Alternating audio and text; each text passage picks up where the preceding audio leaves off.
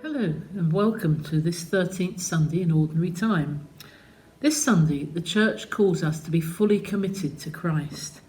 Without looking back, we must freely slaughter all the forces, distractions and obstacles that prevent us from serving the Lord.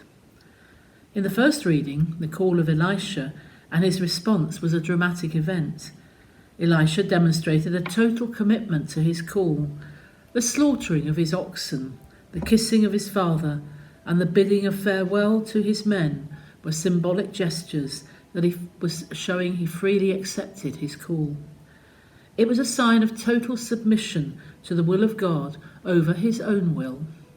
It was also an indication that he loved God more than the business of his own life. The Gospel brings us to this total commitment to Jesus Christ. Christ knew and saw the weakness of the young man who wished to follow him. He knew the struggles as well as the distractions. Like some of us, they had genuine intentions and excuses.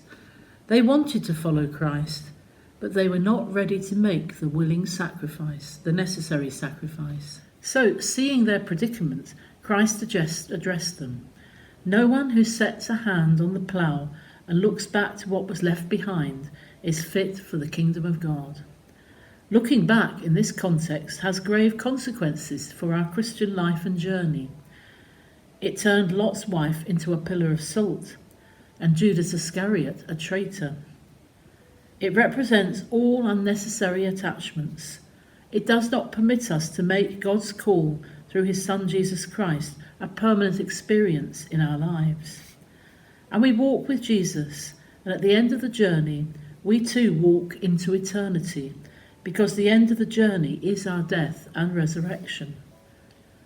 So this is the most important journey stories of the journey stories we've heard. It begins today with Jesus resolutely saying to his disciples with great deliberation and concentration, "You follow me." One of the most significant obstacles we have today as Christians are our oxen, like Elijah, that are still alive. Although professed Christians, our oxen are still hidden somewhere in the fabrics of our life. They represent old habits and mundane things to which we are firmly attached. We must slaughter them as a sign of our total commitment to Jesus Christ, or our attention will remain divided because you cannot serve God and Mammon at the same time. So this Sunday, the Church calls us to be fully committed to Christ. Like Elisha, we must slaughter all the forces, obstacles and vices such as selfishness, materialism, immorality and old bad habits. These make it hard for us to be committed to Christ. If we succeed in sacrificing them, we can confidently say, "O Lord, you are my portion and cup," and then the Lord will show us the path of life. But what he is saying basically is this: a disciple must learn how to love. If he does not learn to love, he might be walking with me, but his heart is not with me.